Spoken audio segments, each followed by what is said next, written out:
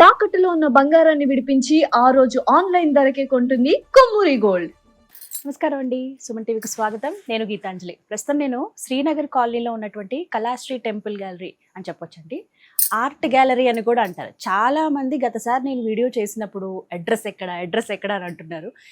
పెద్దగా పరిచయం కూడా అవసరం లేదు, ఎంతో మందికి తెలుసు శ్రీనగర్ కాలనీలో ఉన్నటువంటి కళాశ్రీ ఆర్ట్ టెంపుల్ అంటే ఏంటి, టెంపుల్ అని ప్రత్యేకించి ఎందుకు అంటాను అనేది ఇక్కడికి వచ్చి చూసిన వాళ్ళు నిజమేనమ్మా అది టెంపుల్ లానే ఉందని చెప్పి నాకు చాలా పర్సనల్గా కామెంట్స్ చేశారు. నిజమేనండి, వచ్చిన తర్వాత అర్థమైంది. ఏదైనా గుడికి వెళ్తే మహా అయితే 2-3 దేవీ దేవతలను దర్శించుకుంటాం. ఇక్కడికి వస్తే అందరి దేవుళ్ళు మనకి దర్శనం ఇస్తారు. ప్రతి ఒక్క పటంలో దేవతలను చూస్తూ ఉంటే ప్రాణం పోసినట్టుగా వాళ్ళు నిజంగా అక్కడే కూర్చుని ఉన్నారు మనల్ని దీవించడానికి అని అనిపిస్తుంది. అటువంటి చిత్రాలను వేసింది మనందరికి ఎంత కళ్ళకు కట్టినట్టుగా దేవీ దేవతల దర్శనం ఇప్పిస్తుంది డాక్టర్ పిజి కేశవులు గురుస్వామి వారు ప్రస్తుతం మనతో పాటు ఉన్నారండి. వారితో మాట్లాడి ఎన్నో విషయాలు మీరు కామెంట్స్లో అడిగినవి, ఆ సందేహాలన్నీ ఇవాళ వీడియోస్లో నివృత్తి చేయబోతున్నాను. ఇక ఆలస్యం చేయకుండా గురువు గారితో మాట్లాడదాము. గురుగారు నమస్కారం అండి. నమస్కారం అండి. చాలా సంతోషం మరొకసారి సమయం ఇచ్చినందుకు. రాష్ట్రపతి ద్వారా అవార్డు అందుకున్నారు. ఎన్నో అవార్డులు మీ సొంతం. ప్రతి ఒక్క పట్టణంలో ఉన్నటువంటి దేవి దేవతలకి ప్రాణం పోసినట్టుగా మీరు చేసినటువంటివి ఇంకా అలా కూర్చుని ఉండిపోవాలనిపిస్తుంది గురువు గారు. అమ్మ అనుగ్రహం. అది మీ మంచితనం, ఏది ఉంచుకోరు చెప్పినా కూడా. కానీ చాలా అద్భుతంగా ఉంటుంది. ఇక్కడికి వస్తే ఎక్కడ లేని ప్రశాంతత అదైతే అల్లుకుంటుంది చుట్టూ. చాలా మంది వచ్చి అలా చూస్తూ వెళ్ళినప్పుడు కూడా ఇలాంటి పట్టం మన ఇంట్లో ఉంటే బాగుంటుంది కదా అనే భావన వస్తూ ఉంటుంది. మరి చాలా మంది సందేహాలు అడుగుతూ ఉన్నారు. అంటే మనకు అప్పటికప్పుడు వచ్చే పండగలు ఈ సందర్భాలు బట్టి మాట్లాడితే రాబోతున్నది అక్షయ తృతీయ. మరి మేము ఆ జరుపుకునే విధానంలో ఎలా చేసుకోవాలండి? అంటే ఏ దేవతకి మేము మొక్కాలి అని అడుగుతుంటారు సాధారణంగా. అంటే మా ఇష్ట దేవతలు ఇలా ఉంటారు, మా ఇంట్లో మేము ఎప్పుడు చేసుకునే విధానం ఇది అని అనేవాళ్ళు ఉంటే మీరేమని చెప్తారు? అసలు అక్షయ తృతీయని ఎలా జరుపుకోవాలి? ఆ రోజున చాలా మంది ఏమనుకుంటారంటే బంగారం కొంటే అది 10 రెట్లు పెరిగిపోతుంది, అవును, ఇల్లంతా బంగారమయం అయిపోతుంది అనే భ్రమల్లోనే ఉంటారు. అది ప్రతి మనిషికి ఉండే ఆశ. అందరూ ఆశాజీవులు. ధనం మూలం మిదం జగత్తు.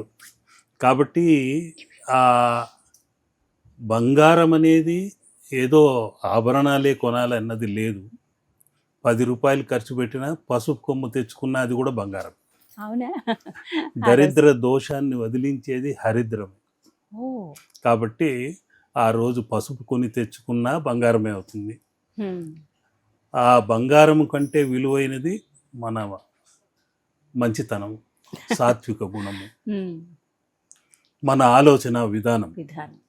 లోకా సమస్త సుఖినో భవంతు, అందరూ బాగుండాలి, అందులో నేను ఒకడై ఉండాలి అని కోరుకుంటూ మనం ఆ రోజు ముఖ్యంగా ఉదక దానం, ఈ ఎండాకాలంలో కాస్త తాగునీరు, వస్త్రదానము, జలదానము ఇటువంటివి చేయడం వలన ఏంటంటే మనకు ఆ దాన ఫలితం రెట్టింపు అవుతుంది, పుణ్యం రెట్టింపు అవుతుంది. బంగారం కంటే ఆరోగ్య భాగ్యం కూడా మనకు ఆ భగవంతుడు ప్రసాదిస్తాడు.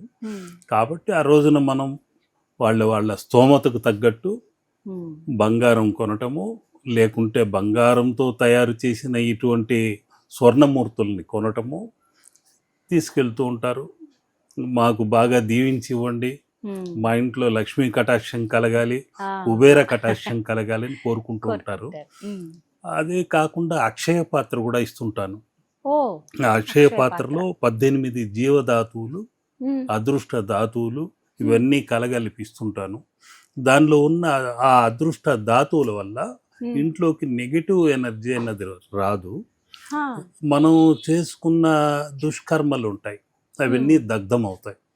గత జన్మలోని ప్రారాబ్దములు, సంచితములు, ఆగామి ఇటువంటివన్నీ దగ్ధమయ్యేందుకు అవకాశాలు ఉన్నాయి. దానిలో ఉన్న ఆ ధాతువుల వల్ల ఇంట్లో ప్రతి మూల, ప్రతి అణువు అదృష్టమయంగా మారుతుంది. అవి కూడా అందజేస్తూ ఉంటాను. దానిలో అనేక ధాతువులతో పాటు యంత్రములు, వెండితో తయారు చేసినది, రాగితో తయారు చేసినది, రుద్రాక్ష కానివ్వండి, పాదరసం కానివ్వండి, ఇలాంటివన్నీ నవధాతువులు వేస్తుంటాం.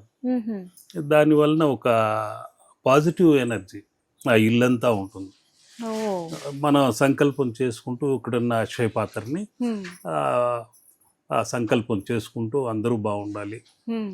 లేకుంటే ఎక్కడో విదేశాల్లో ఉన్న బంధువులు వాళ్ళ ఆరోగ్యం బాగుండాలి అని కోరుకుంటూ వాళ్ళు సంకల్పం చేసుకున్నంత వెంటనే ఉమ్. వాళ్ళకి ఆరోగ్యం బాగవటము, మంచి ఓ. ఫలితాలు రావటం జరుగుతుంటాయి. ఉమ్. అటువంటి అక్షయ పాత్ర కూడా ఇక్కడ ఉంది. ఉమ్. దీనిలో మనం ఆ ధాతువులు ఉన్నాయి, ఆ సంకల్పం చేసుకుంటూ ఉమ్. మనం హీల్ చేసుకోవచ్చు. ఉమ్. మన ఆరోగ్యం బాగుండాలి, మన సంకల్పం బాగుండాలి, ఉమ్. ఆ సంకల్ప బలంతో ముందుకెళ్ళాలి, ఓ. అన్నింటా విజయం కలగాలి అని కోరుకుంటూ ఈ విధంగా ఓ 15 నిమిషాలు ఉంటే చాలు. ఉమ్. ఇంకా మంత్రాలు ఏం పట్టించవలసిన పని లేదు. ఉమ్. సంకల్పమే మంత్రం, మహామంత్రం. సంకల్పం చెప్పుకోవాలంతే. ఉమ్. కాబట్టి అటువంటి అక్షయ పాత్రను ఇస్తుంటాను. ఉమ్. ముఖ్యంగా ఆ రోజున ఉమ్. కుబేర చిత్రం పెట్టి ఉమ్. ఆరాధించుకుంటే ఇంకా మంచిగా ఉంటుంది. ఓ. ఓం విట్టేశ్వరాయ నమః, ఓం వైశ్రవణాయ నమః, ఓం బ్రాహ్మబుధాయ నమః అని 3 మంత్రాలను జపించుకుంటూ ఉమ్. ఆయన ముందు త్రిమధురం పెట్టాలి. ఉమ్. పాలు, తేనె, చెరుకు రసం. చెరుకు రసం. ఆహా. ఉమ్. చెరుకు రసం దొరకకుంటే బెల్లం పానకమైనా పెట్టచ్చు. ఉమ్. పెట్టి అవి మనమే స్వీకరించాలి. ఉమ్. దానివలన చిత్తాకర్షణ, ఉమ్. శరీరాకర్షణ, నేత్రాకర్షణ, జనాకర్షణ, ధనాకర్షణ ఈ 5 మేము పొందుతున్నాము ఉమ్. అని సంకల్పం చేసుకుంటే అదే అక్షయతత్వం, ఓ. క్షయం లేనిది. ఉమ్. కాబట్టి నిత్యము వారి ఇంట కనకదార పండి తీరుతుంది. ఉమ్. అందులో దానికి తగ్గట్టుగా ఆ ముంగీస అన్నది ఉంటుంది, ఆయన చేతిలో పెంపుడు జంతువు.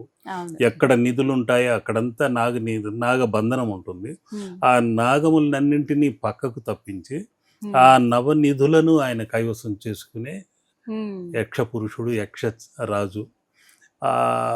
ఆయన దగ్గరే అమ్మవారు చిత్రలేఖ అనే అమ్మవారు ఉంటుంది. ఉమ్. ఇంటిని నిత్యము కళకళలాడేట్టు చేసే అమ్మవారు. అమ్మవారు. ఉమ్. అటు ఇటు ఆ శంఖ, పద్మ అనే యక్షులు 2 ఉంటారు. ఉమ్. వాళ్ళు కూడా లక్ష్మీతత్వంతో ఉన్నవారే. లక్ష్మితో పాటు క్షీరసాగర మదనంలో ఉమ్. ఆవిర్భవించిన వాళ్ళు. ఉమ్. ఆ పద్మ, శంఖ అనేవారు కూడా మనకు నిత్యము సర్పదోషాలు రాకుండా ఇంట్లోనికి, ఉమ్. దృష్టి దోషాలు రాకుండా రక్షించేవాళ్ళే.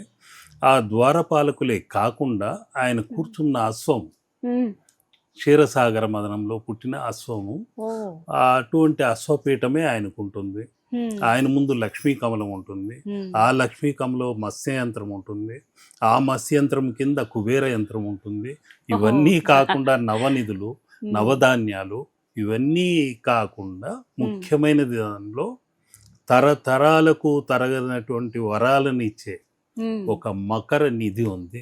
ఓ. ఆ మకర నిధిని ఆ మంత్ర విస్ఫోటనంతో దాన్ని చిత్రించడం కూడా జరుగుతుంది. ఉహుం.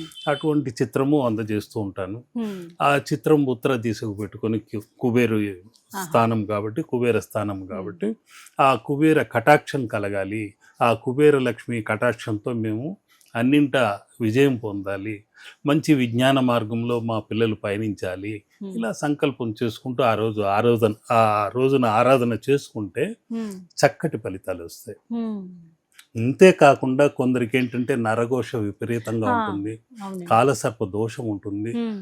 ఆ రోజున గనక ఆదిశేషుతో ఉన్న లక్ష్మీ నరసింహస్వామిని ఉమ్. ఆరాధించుకోవడం జరిగితే ఉమ్. ఆ ఇంట ఉన్న రాహుకేతి దోషములు, కుజ దోషములు, సర్పదోషములు అన్నీ పటాపంచలైపోతాయి. ఓ. ఆ లక్ష్మీ నరసింహ అనుగ్రహంతో ఆ ఇంట ఎటువంటి చెడు ప్రయోగాలు కూడా లోనికి రావు. ఉమ్. కాబట్టి ఆ రోజున లక్ష్మీ నరసింహస్వామి స్వర్ణ చిత్రం పెట్టి ఆరాధన చేసుకోగలిగితే ఉమ్. వారికి స్తోమతకు తగ్గట్టు. ఉమ్. ఈ స్వర్ణ చిత్రాలు అందరూ కొనలేరు కాబట్టి ముద్రించబడినవైనా పర్లేదు, వారి శక్తి మేర చిత్రం పెట్టి ఆరాధన చేసుకుంటే ఉమ్. ఆ నరసింహస్వామి అనుగ్రహంతో, ఆయన కరుణా కటాక్ష వీక్షణంతో ఉమ్. ఆ ఇంట ఎటువంటి దోషములు, దుష్కర్మలు అన్నవి ఉండవు, దగ్ధమైపోతాయి. ఓ. ఇన్ని ఆ అమ్మవారి రకాలుగా. అనుగ్రహము కలుగుతుంది. ఉమ్. ఆ నరసింహస్వామి ఉగ్ర స్వరూపం అనుకుంటుంటారు. ఉమ్. ఎప్పుడైతే ఆయన ఒడిలో లక్ష్మీదేవి ఉంటుందో ప్రసన్నవనంతో ఉన్నట్టు శాంతంగా ఆయన. అయిపోతారు. కాబట్టి అటువంటి లక్ష్మీ నరసింహస్వామిని పెట్టి ఆరాధన చేసుకోవచ్చు, ఉమ్. కుబేర చిత్రం పెట్టి ఆరాధన చేసుకోవచ్చు. ఉమ్. చక్కగా మంచి ఫలితాలను వాళ్ళు పొందటం జరుగుతుంది. ఇవన్నీ మనకి ఇప్పుడు ఇక్కడ అందుబాటులో ఉన్నాయి. అందుబాటులో ఎంత ముందుగా రావాలి? అంటే ఆ రోజున అక్షయ తృతీయ రోజున వచ్చి తీసుకునే వాళ్ళు కొందరు ఉన్నారు. ముందుగా తీసుకెళ్ళి ఆ రోజున పూజలో పెట్టి ఆరాధన చేసుకునే వాళ్ళు ఉన్నారు. అవి కాకుండా వీళ్ళు లక్ష్మీ నరసింహస్వామి కొందరు ఆరాధించే ముందు పైన నాగుపాము ఉంది, అది ఏదో వచ్చి మాకు కాటేస్తుంది అనే భ్రమల్లో కూడా ఉంటారు. ఆ నాగం ఏమీ చేయదు, మనలోనే ఒక భాగమై ఉంది. ఆ యోగా తత్వముతో ఆ నాగము కుండలిని శక్తిగా మనం ఆరాధించుకుంటుంటాము. మన భారతదేశంలో మాత్రమే నాగ శక్తిని పూజించే పవిత్ర తత్వం ఉంది. కాబట్టి ఆ నాగతత్వముతో మనము ఆ నాగశిలల్ని ఎక్కడైనా చూసినా కూడా ఆ రోజు దర్శించుకున్నా, పాలాభిషేకం చేసుకున్నా కూడా వారి ఇంట్లో ఉండే సర్పదోషాలు తొలగిపోతాయి, ఆ ఇంట్లో ఉన్న కుజ దోషాలు తొలగిపోతాయి.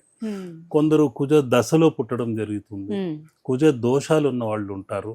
వివాహం ఆలస్యం కావచ్చు, సంతానము ఆలస్యం కావచ్చు, అటువంటి వారికి కూడా చక్కటి ఫలితాలు దొరుకుతాయి. కాబట్టి వారి శక్తి మేరకు బంగారం కొనవచ్చు. బంగారం కొనలేని వాళ్ళు పసుపు కొమ్ము అయినా తెచ్చుకోవచ్చు. ఆ రోజు చక్కటి ఫలితాలు వస్తాయి. ముందుగానే వచ్చి తీసుకుంటే ఇంకా మంచిదే. ఎందుకంటే ఆ రోజు ఏదో హరిబరిగా రావటం చేసుకునే కంటే 2 రోజులు ముందుగా వచ్చి తీసుకోవచ్చు. అక్షయ పాత్ర కానివ్వండి, కుబేరుడు కానివ్వండి, ఆ కుబేర పూజా విధానం వాళ్ళకి నేర్పించడం జరుగుతుంది. అదేవిధంగా లక్ష్మీ నరసింహస్వామి మంత్రము కూడా ఇవ్వటం జరుగుతుంది. ఇస్తారండి ఆ రోజు వచ్చిన వారు ఎవరైనా సరే మంత్రం కూడా తీసుకోవచ్చు. మంత్రోపదేశము ఉంటుంది. దానికి ఎలాంటి ఛార్జీలు అవి ఇవన్నీ ఏం లేవు. ఇక్కడ అమ్మిన ప్రతి చిత్రము, ప్రతి వస్తువు ఆలయ నిర్మాణానికి ఖర్చు పెడుతున్నాను, విరాళాలు ఎక్కడ ఆశించకుండా. అది ఇంకా గొప్ప విషయం. అది ధ్యాన మందిరాలు కడుతున్నాము. ఒక నా శక్తి మేరకు చిన్న చిన్నవి తయారు చేసుకొని అక్కడే ఆరాధన, ధ్యానము ఇవన్నీ చేసుకుంటూ వస్తున్నాం. ఇప్పుడు అలా పూజించుకున్నవి అక్షయ తృతీయ రోజు పూజించినటువంటి ఫోటోలు ఇవన్నీ కూడా నిత్య పూజా మందిరంలో అలా పెట్టుకోవచ్చా అండి? ప్రతిరోజు చేసుకునే విధంగా ఇళ్లల్లో పూజించేవన్నీ అలంకార పూజతో చేసుకునేవే, నిత్య పూజలు పనికిరావు. ప్రాణప్రతిష్ఠ చేసినవైతేనే నిత్యము ధూప దీప ఆరాధనలు, అభిషేకాలు ఇవన్నీ ఉండాలి. ఇళ్లల్లో అవి కుదరవు. కొద్ది రోజులు మనం ఊరు వెళ్ళవచ్చు, కొద్ది రోజులు శుభ్రంగా ఇల్లు లేకుండా ఉండొచ్చు. కాబట్టి అటువంటివి ఇళ్లలో ఉంటాయి. కాబట్టి ప్రాణప్రతిష్ఠ చేసి మాత్రం విగ్రహాలను, చిత్రాలను మనం పెట్టకూడదు. అది కొందరు తెలియక ప్రాణప్రతిష్ఠ చేస్తుంటారు. అటువంటి చిత్రం కూడా ఒకటి ఉంది, ఇంకొక ఎపిసోడ్లో చెప్తాను దాని గురించి. అది తెలియక చిన్న వయసులో ఎప్పుడో ఒక 30 ఏళ్ళ 25 ఏళ్ళ వయసులో అనుకుంటాను, ఆ చిత్రం అమ్మవారి చిత్రము ప్రాణప్రతిష్ఠ చేసి చిత్రించా. ఇంతవరకు దాన్ని ఫ్రేమ్లో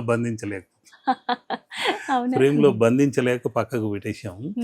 ఆ అమ్మవారు కుండలిని జగజ్జననిగా ఉంది. ఇంతవరకు కుండలిని శక్తికి ఎవరు రూపాన్ని తీర్చిదిద్దలేదు. నాకు అగుపించిన మనోనేత్రానికి అగుపించిన చిత్రాన్ని గీసా రోజులు. అది కూడా ఇంకొక ఎపిసోడ్ తప్పకుండా మాట్లాడతాం. మొత్తానికి అక్షయ తృతీయ ఎలా జరుపుకోవాలనేది చాలా చక్కగా వివరించారు. అన్ని రకాల పద్ధతులు చెప్పారు. ఎవరికి ఏ పద్ధతిలో నచ్చితే మరి ఆ రోజు ఏదో అప్పు చేసి పప్పు కూడా అన్నట్లుగా తెచ్చుకుంటారండి. అసలు బంగారం కోసం క్యూ కట్టి ఇంకెక్కడో అప్పు తెచ్చుకొని తిప్పలు పడే కంటే ఉన్నంతలో ధ్యానం చేసుకోవటం, ఏమీ లేని వారు పసుపు కొమ్ము తెచ్చైనా ఇంట్లో పెట్టుకుంటే మంచిది. చాలా చక్కగా వివరించారు. ధన్యవాదాలు. శుభం.